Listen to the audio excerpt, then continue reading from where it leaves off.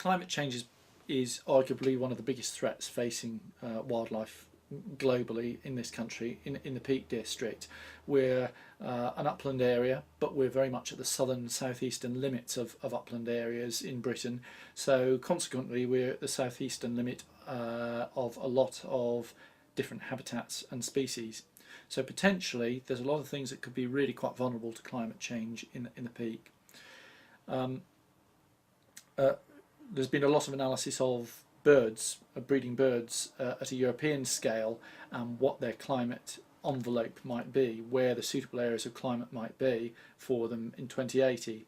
And that's predicting something like a 500 kilometre shift northwards and eastwards in bird populations.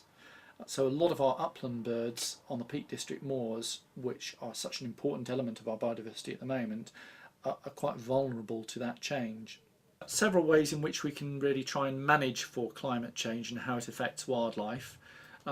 One is there may be certain species for which climate change is really going to sign the death knell, and it may not be worth investing further conservation effort. Trying to assess that and which species that might apply to is extremely difficult.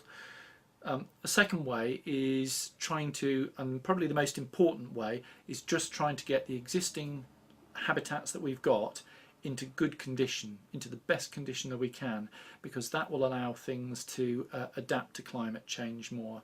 So for example, one of the plants that we particularly value in the Peak District, Jacob's Ladder, it grows in some of the limestone dales, and it tends to grow on north facing slopes. It tends to be a more northerly species and is restricted to the more humid north facing slopes. Peak District probably supports the largest populations in Britain of it, but because it's a northern species, it may be vulnerable to climate change. And the way I think we would look at managing for those sorts of species is to try and manage the dales to get them into optimum condition, accepting that, okay, it may be vulnerable to climate change, it may go from some sites, but there will still be pockets. If the land is in good condition, there will still be pockets where it can hang on and survive. And of course, a lot of our existing wildlife and our existing rarer species that we value now are rare precisely because of that sort of issue of climate change in the past, and they will be clinging on to the best remaining places from a much more widespread distribution in the past, when the climate perhaps more widely would have been more amenable to them. So getting land into good condition so that wildlife can adapt to it is probably one of the most important things we can do.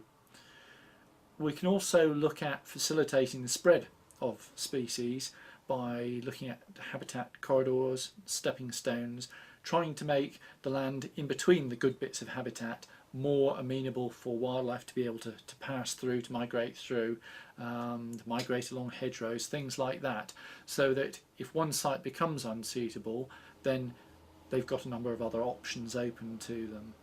Another important way that we can adapt or help wildlife try and adapt to climate change is recognising that there will be change and accepting that and saying, okay, well, we may lose some of the species that we currently have in the Peak District, but there will be others that we can gain if they've got the right habitat and the right conditions. So, for example, Dartford warbler is a species that's very much been associated with southern Britain, with southern heathlands in the past. Now, for the first time, for a long time in the Peak District, we had a pair breeding on the edge of the Peak District the year before last. And they have particular habitat requirements, and if we can start to manage some of our existing habitats a little bit more flexibly with those types of species in mind that we may get spreading in, then that will encourage those new species and allow them climate space to spread northwards. So we've started to adopt that approach, for example, on some of the moorlands in the Peak District, where instead of thinking about the current range of moorland species we've got, we've begun thinking, well, maybe in the future some of the wildlife will be more akin to the sort of lowland heaths of southern Britain. And those types of species often like moorland, a woodland, a heathland fringe, whereas the open moorland species, they like the open moors, they tend not to like trees. So we're beginning to manage some of our moorlands a little bit more perhaps like you manage southern heathlands, to encourage those sort of species to spread northwards.